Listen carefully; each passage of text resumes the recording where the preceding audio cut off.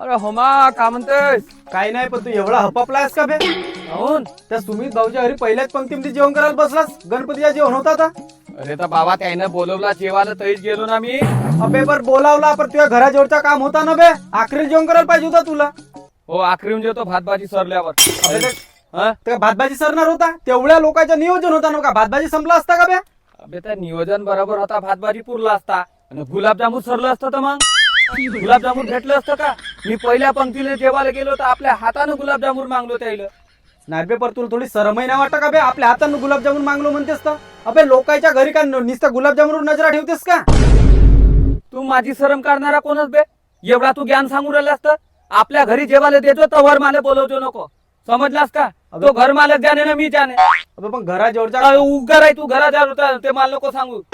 तर खमसवून देईन एकान त्यानं म्हणलं का मला एकान शब्द काही तू काय शानपण करून राहिलास मग? घराजवळच्या उगार आहे उगार आहे उगार आहे. माझी आदतच आहे, मी लोकांच्या घरी गुलाबजामुन साठी पहिल्याच पंक्तीला जेवायला जातो. का म्हणा तुझ्या?